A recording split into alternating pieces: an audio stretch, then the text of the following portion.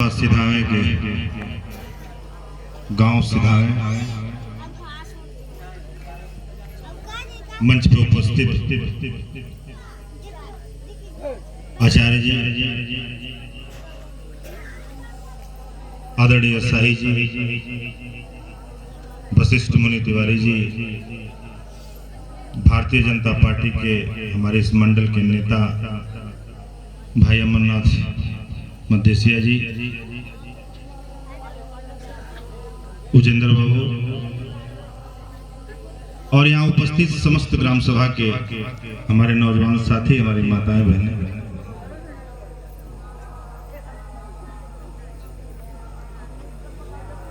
बड़ा ही यह शुभ अवसर है इस वैश्विक महामारी से, जहां पूरी दुनिया लड़ाई लड़ रही है। ऐसे परिवेश में मां भगवती की ही कृपा है कि जो स्थिति आज से 4 महीने पहले थी, ऐसा बिल्कुल प्रतीत नहीं हो पा रहा था कि सार्वजनिक कार्यक्रमों का आयोजन हम कहीं कर पाए, लेकिन भगवती की कृपा है। और मैं तो ये कहता हूं कि सनातन धर्म को मानने वाले लोगों की शक्ति है कि आज हम सब लोग एकत्र होकर के मां भगवती के चरणों में आज 2 शब्द बोलने का अवसर प्राप्त हुआ। देखिए, समस्या उत्पन्न होती है, मैं तो सार्वजनिक मंचों से इस बात को कहता हूं, और सबको अनुसरण करना चाहिए इस बात का। कहीं ना कहीं थोड़ी बहुत पीड़ा भी होती है। ये गांव छोटा नहीं, बहुत बड़ा गांव है। मैं यहां का रहने वाला हूं, ये मेरा घर है, ये मेरा परिवार है। लेकिन कहीं ना कहीं कभी कभी कारण क्या होता है, किस वजह से थोड़ा बहुत हम लोग अपने रास्ते से भटक जाते हैं और स्थितियां गंभीर हो जाती हैं। जो नहीं सुनना चाहिए, जो नहीं देखना चाहिए, वो देखने को मिलता है। लेकिन एक चीज निवेदन करूंगा, नवरात्र का पावन पर्व चल रहा है और मैं 9 दिन व्रत हूं मां भगवती के शरण में।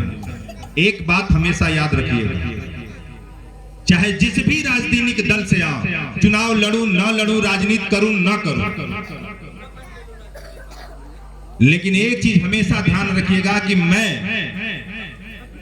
दुनिया में सब कुछ छोड़ सकता हूं, लेकिन सनातन परंपरा जो हमारे रग रग में रोम रोम में बसी है, उसको कभी आज जीवन में त्याग नहीं कर सकता हूं। उसके लिए चाहे कोई भी कीमत चुकानी पड़े।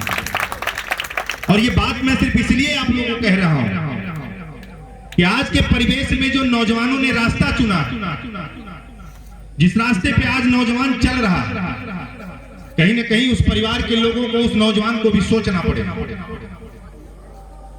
जहां एक तरफ इतनी पुरानी परंपरा सनातन धर्म, जिसको मानने वाले मर्यादा पुरुषोत्तम राम, बड़गुड़वा में यज्ञ हो रहा, 18 साल से अनवरत भगवान राम की कथा होती है, हम लोग कथा सुनने जाते हैं।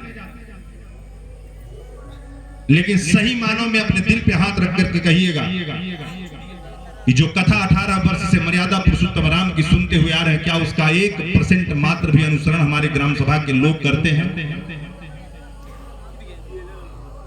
करना चाहिए उनको। और मैं तो कहता हूं, मैं किसी धर्म की उपेक्षा नहीं करता, मैं किसी धर्म के बारे में नहीं बोलता। मैं हमेशा हर मंचों से कहता चला आया हूं कि एक अच्छा हिंदू होना चाहिए, एक अच्छा सिख होना चाहिए, एक अच्छा ईसाई होना चाहिए, और एक अच्छा मुसलमान होना चाहिए। मैं हर मंच से कहता हूं।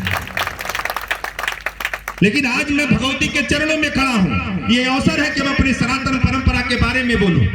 ये अवसर है मां जगत जननी जगदम्बे के बारे में बोलूं। ये अवसर है कि मर्यादा पुरुषोत्तम राम के बारे में।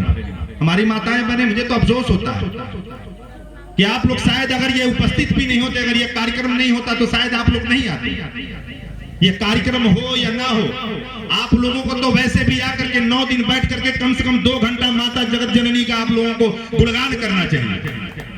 आप लोगों को संदेश देने का काम करना चाहिए।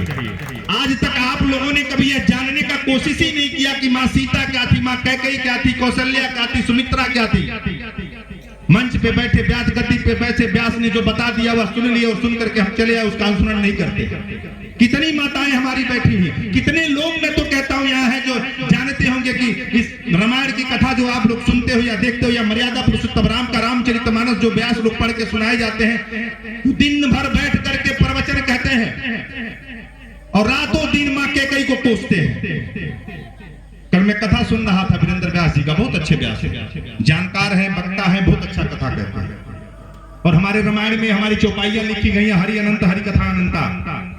मां कैकेयी के बारे में कल उन्होंने कहा कि मां कैकेयी का नाम कोई अपने घर में नहीं रखता है, सुपनेखा का नाम कोई अपने घर में नहीं रखता है। लेकिन मित्रों याद रखिएगा, यह शायद संत बताते हो या ना हो, लेकिन आज जान लीजिएगा कि मां कैकेयी से अच्छी मां इस आकाश पताल तीनों लोक और किसी धर्म में मां कैकेयी से अच्छी मां कोई थी नहीं।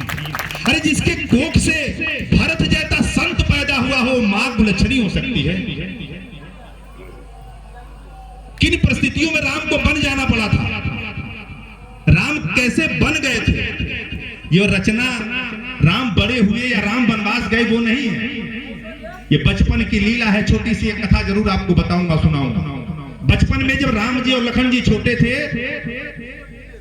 तो मां कैकेयी बैठी हुई थी, खेलते खेलते दोनों लोग आए और पीछे से आकर के रामचंद्र जी माता का आंख दोनों ढक ली और कैकेयी जी से पूछे कि मां बताओ कि किसने आपका आंख बंद किया? कैकेयी जी को लगा कि राम जी तो ऐसा कर नहीं सकते हैं, लक्ष्मण बदमाश हैं, जरूर लक्ष्मण जी की ये करनी होगी। उन्होंने कहा कि लखन जी आप हो, सामने आओ। रामचंद्र जी आए और कहे माता जी आप हार गई, मैं जीत गया और आज मैं जीत गया हूं तो दो चीज आपसे मांगूंगा। ये बचपन की लीला है, बचपन में ही मर्यादा पुरुषोत्तम राम जो ऊपर से लिख करके आया हुआ था, रामायण की सारी गाथाएं सारी घटनाएं सब लिखित थे। उन्होंने बचपन में ही ये बात कही थी कि मुझे 14 वर्ष का वनवास और हमारे भाई भरत को राजगद्दी मिलनी चाहिए। बड़ी कष्ट और पीड़ा के बाद उन्होंने कसम खाया था राम का। उस परिस्थिति में कैकेयी जी जो रामचंद्र जी से ज्यादा प्यार, कैकेयी से ज्यादा प्यार करने वाला कोई था ही नहीं, लेकिन किस परिस्थिति में बन गए राम, यह जानना चाहिए। लोग मंच से बैठ करके मां कैकेयी के बारे में अनाप शनाप पढ़ते हैं, लेकिन कथा पूरी कोई नहीं कहता है। पुरानी कथा बचपन से मर्यादा पुरुषोत्तम राम की कथा आप लोग जब सुनिएगा तो आप लोग को पता चलेगा कि हाँ मां कैकेयी क्या थी। रामायण में, महाभारत में तमाम ऐसी घटनाएं दिखाई गई हैं जो हमारे सार्वजनिक जीवन से जुड़ी हुई, और हमको पढ़ना चाहिए, हमको देखना चाहिए, हमको सीखना चाहिए। और आप ही लोगों के दम के भरोसे, आप ही लोगों की बदौलत हम लोग भी कहीं जाते हैं तो खड़ा होकर के अपनी परंपरा के बारे में, अपनी सभ्यता और संस्कृति के बारे में बोलते हैं। और एक समय था, आप ही के इसी सनातन धर्म की वजह से भारत विश्व गुरु बनकर के विश्व के मानचित्र पर स्थापित हुआ था। ये वक्त है, ये समय है हमारे नौजवान साथियों के लिए। मुंह में राम बगल में सूढ़ी, मंच पर बैठ करके मर्यादा पुरुषोत्तम राम लखन सीता का बात तो सब लोग करते हैं, मंच पे आएंगे तो बड़ी मीठी मीठी अच्छी अच्छी बातें कहेंगे आपसे, लेकिन मंच से उतरने के बाद सनातन परंपरा को कुचलने का काम वो लोग करते हैं। हमको और आपको सावधान रहना होगा। राजनीति से ऊपर उठ करके, दल और पार्टी से ऊपर उठ करके अपने समाज के लिए, अपने लोगों के लिए और ये सनातन परंपरा के लिए हमको एकजुट होकर के संकल्पित होना पड़ेगा कि नहीं, जब भी हमको सनातन परंपरा के लिए खड़ा होने और बोलने की जरूरत पड़ेगी तो दलीय और राजनीतिक भावनाओं से ऊपर उठ करके सनातन परंपरा की रक्षा करने के लिए हम हाजिर हो जाएंगे। ऐसा संकल्प लेना पड़ेगा। इस शुभ अवसर पे आप सभी के प्रति आभार प्रकट करते हुए और अपने ग्राम सभा के, अपने परिवार के, घर के लड़कों और नौजवानों को ये कहते हुए कि निकालिए घर परिवार के लड़कों को सब द्वेष ईर्ष्या भाव ना भूल करके निकालिए और निकाल करके गांव के लोगों को एकत्रित करिए। हो सकता है किसी को राजनीति के चलते छोटे छोटे राजनीति, गांव सभा के, ग्राम सभा के प्रधानी के, बीडीसी सदस्य, जिला पंचायत, हो सकता है विरोध हो हमारा और आपका, लेकिन ये समय विरोध का नहीं है। ये समय संकल्पित होकर के, एकजुट होकर के संकल्प लेना का है कि जो भारत विश्व गुरु था पुनः एक बार बार हम और आप सब मिलकर के एकत्रित होकर के सारे हिंदू समाज के लोग, सनातनी परंपरा के लोग एकत्र होकर के अपना भारत को विश्व गुरु बना करके विश्व के मानचित्र पर स्थापित कर ऐसा संकल्प लेके जाइएगा।